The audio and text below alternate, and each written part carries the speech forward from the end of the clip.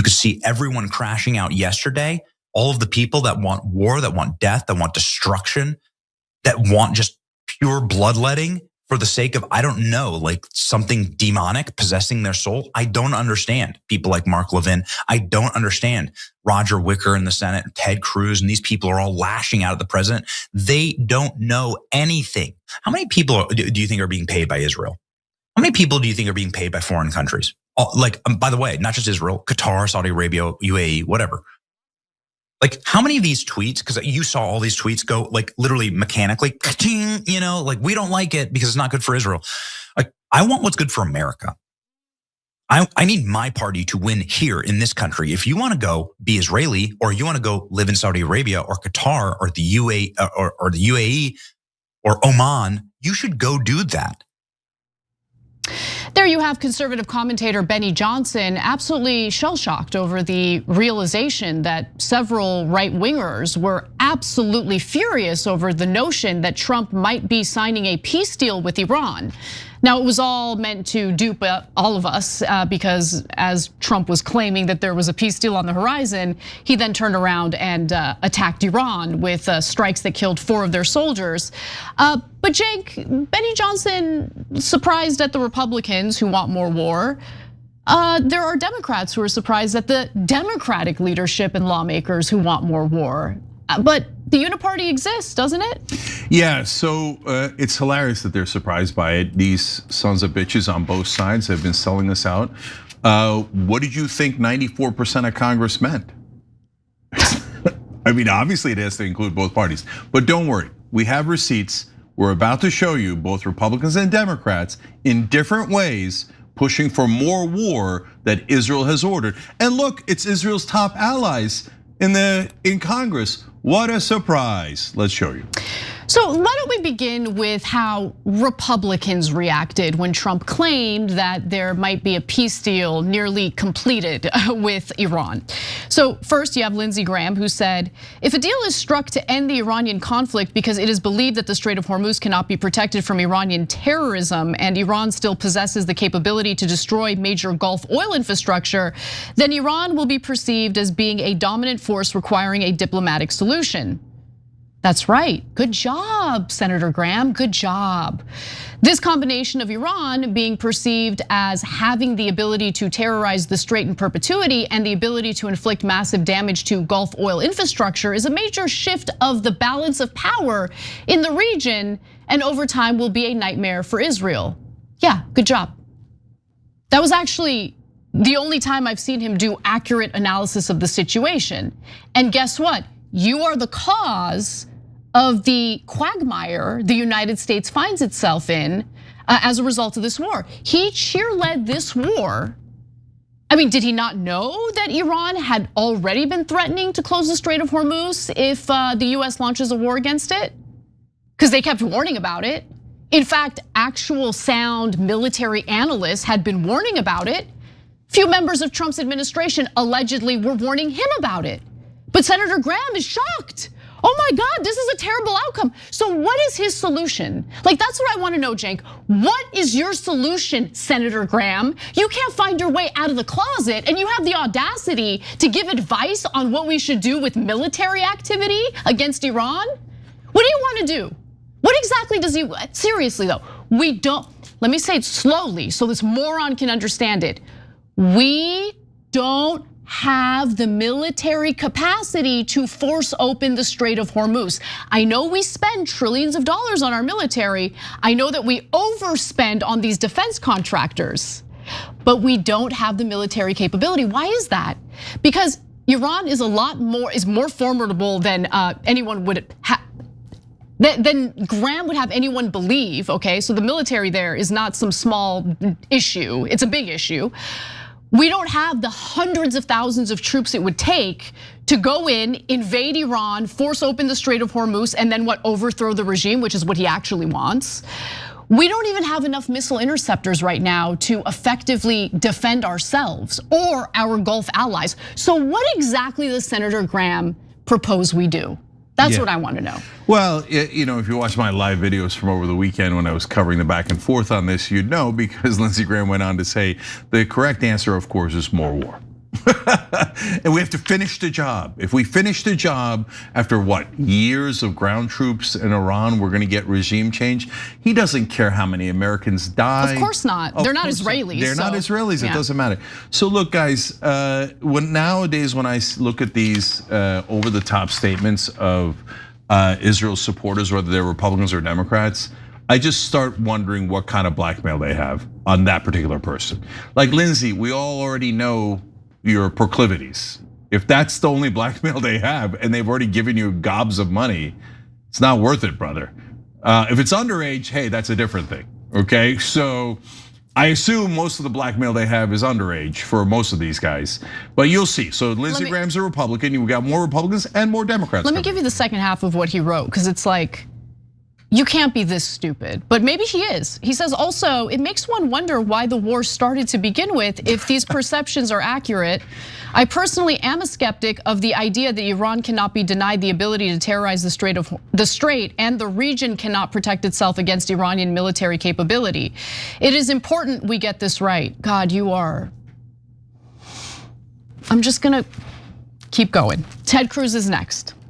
I'm deeply concerned about what we are hearing about an Iran deal being pushed by some voices in the administration. President Trump's decision to strike Iran was the most consequential decision of his second term. He is right to do so, and we achieved extraordinary military results, including destroying all of their missiles and drones and sinking their entire navy. Did we, Ted? Did we? Because it sure doesn't seem like it. According to, by the way, even reporting from Zionist-owned media here in the United States, New York Times, Wall Street Journal, all of these legacy media outlets have been reporting about Iran's military capability and how they've been able to retain most of their missiles and drones. So I know you're not sending your daughter to fight on the ground in Iran. So you're not worried about her losing her life as a result of a devastating war that's being fought on behalf of Israel, not on behalf of the United States or the American people. But I would wonder how he would react to the idea of sending his own daughter to fight on the. No. I mean, who knows? He might be totally fine with it. He was willing to throw his own wife under the bus when Trump insulted her and called her ugly. Yeah. Right? I mean, if it's for Israel, maybe Ted will sacrifice anything. I mean, the only thing he won't sacrifice is his own ass, of course. I mean, he's already sacrificed his dignity, that's for sure.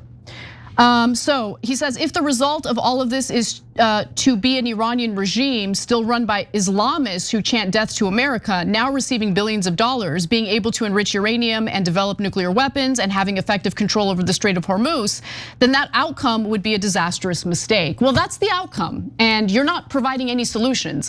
Simply restarting or reigniting a bombing campaign against Iran isn't gonna work. And Iran has cards to play. So sorry, you're not the king of the world. You don't get to snap your fingers and get everything you want. And yeah, this is devastating for the global economy, devastating for the American people. We're now in a quagmire on behalf of whom? What are we getting out of this? Nothing. But Israel's happy, right? Yeah. That's what you were elected for, to please your masters. Congratulations. So apparently Trump is calling for unity after another violent incident. And of course, depending on where you get your news, that story gets framed in completely different ways. On the right, the angle is that Trump is a uniquely powerful figure who keeps getting targeted because he's so effective. On the left, the focus is on something much more uncomfortable for them to deal with. Trump's long relationship with violent rhetoric and the political climate that he's helped to create. Now, you just saw how easy it is to look at one story and immediately compare two completely different narratives. And that is exactly why I recommend Ground News. It's a website and app that pulls together reporting from across the political spectrum so you can compare headlines side by side, see the bias distribution of the coverage, check the factuality ratings of the sources, and even see who owns the outlets behind the reporting. Because once you start looking at coverage that way, it becomes a lot easier to see when the media isn't informing you, it's managing your perception. Ground News also has a blind spot feed, which highlights stories that one side of the political spectrum is barely covering at all, so you're not trapped inside the version of events your media bubble wants you to accept. Go to ground.news/TYT or scan the QR code and get 40% off the Ground News Vantage plan. It's a great deal.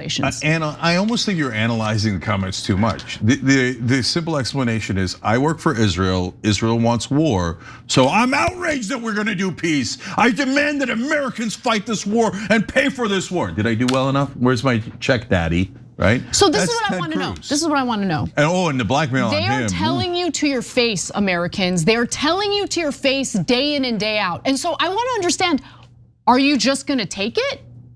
You're okay with the government picking your pockets to fight Israel's wars to your detriment? You're okay with that? That's definitely happening. That's not a question. It's happening every day. And I literally cannot stomach it. But we literally have people in this country right now, they're not Israelis, they're not Jews, they don't care about Israel at all. But their brain is so rotted from the partisan BS that all they can think about is, oh, well, my daddy is in charge, not Biden. Biden was bad when he did it, but my daddy is in charge. So I'm gonna go with what daddy wants to do. Okay, you want daddy to pick your pockets, that's great. I don't want Trump picking my pockets for Israel. Okay, I don't want that. I don't want American soldiers dying for Israel. I don't want the global economy to be destroyed for Israel. I got bad news for you. Daddy is Israel's bitch. Okay, so when he's not at home, he's got different accoutrements that Israel has put on him as they walk him around the apartment. Anyways, guys, look, there's two different ways to frame things, right? So for example, before we get to the Democrats here, Israel has taken at least $320 billion from Americans, right? Now, there's you could say, hey, that is an enormous sum of money. What did we get for the $320 billion? I mean, that is a mountain of money, right? Mm-hmm. Well, we got our nuclear secrets stolen. We got our USS Liberty attacked. We got our nuclear triggers stolen. We got our uranium stolen. We paid for $8 trillion worth of wars against all of their neighbors, etc. Now that looks like a robbery to me, that we got robbed and our money, tons of our money, were sent to a foreign nation. And it's not like it was like Bush's AIDS program in Africa, where, oh my God, we fought malaria, we fought AIDS, and we actually saved a lot of lives. We actually kill people. Israel uses our money to kill people, not to save people. And so it has slaughtered now over 100,000 people just in this conflict alone, in Palestine, Lebanon, and in Iran. But our media goes, no, that's not a robbery. That's because they're our special ally. Right. What does that even mean? They're not allies. No, that's just them saying, we're gonna cover up the robbery so you don't notice, so that Israel can rob you even more. And that's exactly what's happening right now. That's right. So last Republican I'll go to is John Bolton. Here's what he had to say when he was in absolute fear that there might be a peace deal between the US and Iran. Well, I hope the negotiations break down, because every day that goes by is a gift to Iran. It gives them 24 more hours to recover from the pummeling they took during the 6 weeks of US-Israeli attack. It gives them time to try and reconstitute their government, which increasingly looks dysfunctional in decision-making capability. And it postpones the day of reckoning, ultimately, when the threat that they pose to control over the Strait of Hormuz is resolved in a way that they never come back and do it again. I think the ceasefire was a mistake. I think these negotiations are a mistake. I think we're on the verge of something that ultimately history will decide was a catastrophic loss for the United States. We have done significant damage to the Islamic Republic of Iran, and right now we're letting them undo the damage, and that is a real tragedy, not just for us, but for the people in the region too. So the war criminal who cheerled the absolute destructive, devastating war against Iraq, how did that work out, is now giving us advice on what should be done in the war against Iran. And the same failures, Cenk, sorry to interrupt you, but the same failures over and over again, they just get laundered and their talking points get recycled. CNN is happy to have them. He's an expert. John Bolton, the warmonger, the failure who lied us into other wars that devastated our own country, put us into tremendous amounts of debt. His reputation laundered and invited back on cable news, invited back on to share his expert analysis as a loser, failure warmonger. Thanks, CNN, I appreciate it. During the Iraq war, at every disastrous turn, John Bolton said, we just need to go a little further in. Right, yeah. If we go further in, then we'll get to victory. Now, after a decade, we never got to victory. We only got to more and more devastating losses for the American people. And he grinned throughout, and he loved it because it was on behalf of his benefactor, Israel. Now, he's heard the phrase "further in" over and over again from the women in his life, but little did they know there wasn't much left to go in with. Okay, all right. Yeah. So there's that. Yeah, there is that. But I just want to go back to one quick thing that Anna said.